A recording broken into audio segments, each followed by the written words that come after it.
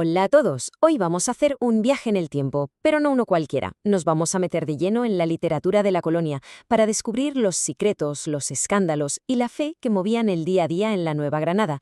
Y ojo, no vamos a hablar solo de fechas y reyes, vamos a intentar entender la historia a través de la gente que la vivió, como si fuéramos un cronista más de aquella época. Y para empezar, una pregunta un poco sensorial. Si pudiéramos caminar por una ciudad colonial, ¿a qué olería? A ver, pensemos. Las calles no tenían alcantarillado, así que bueno. Pero también olería a las especias del mercado, al incienso que salía de las iglesias, al cuero de los talleres.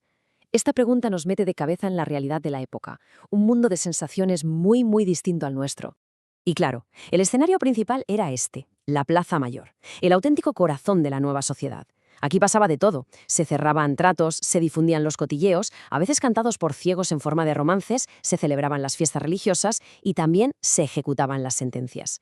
Casi todas las historias que vamos a contar empiezan o terminan en un lugar como este. Nuestro viaje se va a guiar por preguntas como estas. ¿Cómo era la vida de verdad? ¿Qué les preocupaba? ¿Qué querían conseguir? No son solo datos, son las claves para entender el alma de una época. Y lo más fascinante de todo es que las respuestas están escondidas en los libros que nos dejaron. Así que vamos a empezar a descifrarlas. Vale, antes de meternos en los líos y dramas de las ciudades, hay que entender una cosa. Al principio, la primera tarea de la escritura en América fue simplemente contar lo que se veía. La misión era describir un mundo totalmente nuevo, lleno de plantas, animales y gentes que en Europa ni se podían imaginar. Y aquí viene una diferencia clave, fundamental para entenderlo todo. Una cosa es escribir durante la conquista y otra muy distinta durante la colonia.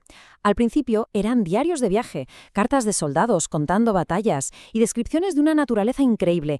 Era una literatura del asombro. Pero una vez se fundaron las ciudades, el foco cambió por completo. De la selva a la plaza, de la aventura al día a día de la nueva sociedad. Un cambio total. O sea que los primeros cronistas eran casi como unos naturalistas, ¿no?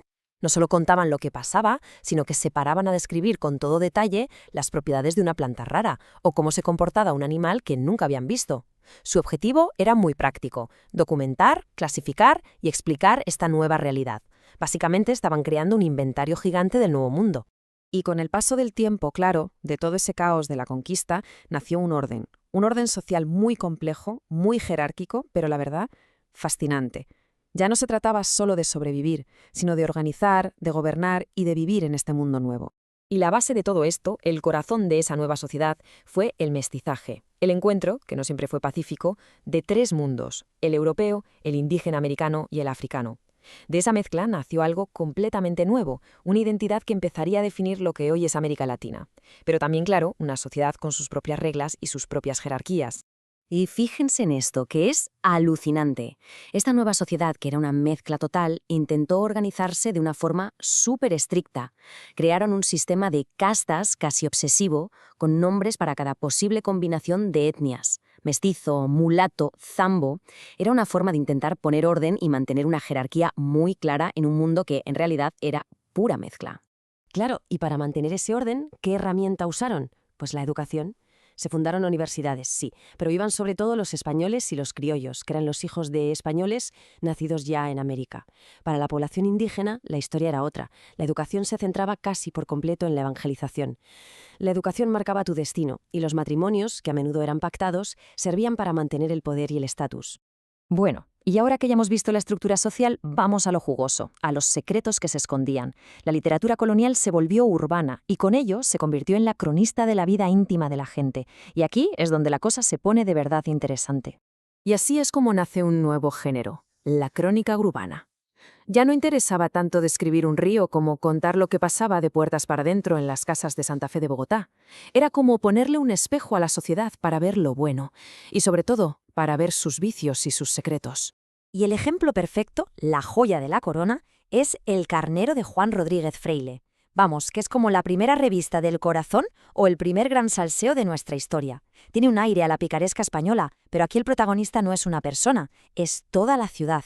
Contaba historias de amores prohibidos, como la de Inés de Hinojosa, que conspiró para matar a su marido y casarse con su amante. Imagínense el escándalo que se montó. Así que imagínense el poder que tenían estos escritos. De repente, la literatura era como una mirilla por la que cotillear la vida privada de los ricos y poderosos. Se demostraba que detrás de esa fachada de piedad y honor de la alta sociedad, pues había pasiones, envidias y dramas muy humanos. Era una forma de entender cómo funcionaba el poder de verdad. Pero ojo, no todo eran chismes y escándalos en la plaza del pueblo.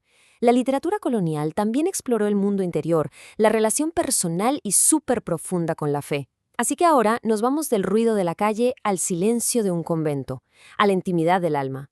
Es que es imposible entender la colonia sin pensar en la Iglesia católica. Imposible. La religión lo marcaba todo, el ritmo de la vida, desde que nacías hasta que morías. Y por supuesto lo impregnó todo en el arte, convirtiéndose en el único lenguaje posible para expresar las emociones más profundas. Y en este contexto aparecen figuras fascinantes como Sor Josefa del Castillo. Encerrada en un convento, su forma de conectar directamente con lo divino era la escritura. Su obra es un ejemplo increíble de poesía mística, muy influenciada por el barroco español. El barroco, para que nos hagamos una idea, es un estilo súper exagerado, lleno de detalles, de drama, de emoción. Pues bien, ella cogía todo eso y lo metía en sus poemas. Escuchen qué maravilla. Tan suave se introduce su delicado silbo que duda el corazón si es el corazón mismo. A ver, ¿qué nos está diciendo aquí? Que sentir a Dios no es algo mental, no es una idea, es algo físico, casi como un escalofrío, un susurro tan dentro de ti que no sabes si es Dios o tu propio corazón latiendo. Esto es misticismo en estado puro. Vale, y después de todo este viaje, ¿qué nos queda hoy de aquello? ¿Son solo libros viejos en una estantería? Pues mucho más de lo que parece. El legado de esta época está escrito en nuestra cultura y a veces hasta en las piedras de nuestras ciudades. Un ejemplo perfecto es un sitio como Girón, en Santander, que es monumento nacional.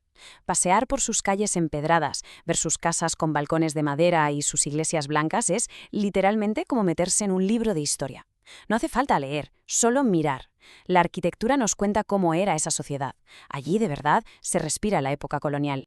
Venga, un repaso súper rápido para ver si nos hemos quedado con lo importante. Las crónicas de la conquista se centraban en describir la naturaleza y las hazañas. El Carnero trataba sobre todo del escándalo social, del cotilleo urbano.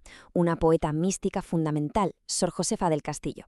Y el mestizaje, pues el encuentro de las culturas europea, indígena y africana, la base de lo que somos hoy. Todo encaja. Y ya para terminar, una última reflexión. Si un Juan Rodríguez Fraile de hoy decidiera escribir una crónica de nuestra sociedad, ¿qué historias contaría? ¿Cuáles serían nuestros escándalos, nuestras costumbres, nuestros secretos? A lo mejor nuestros carneros de hoy en día están en las redes sociales. Da que pensar, ¿no creen?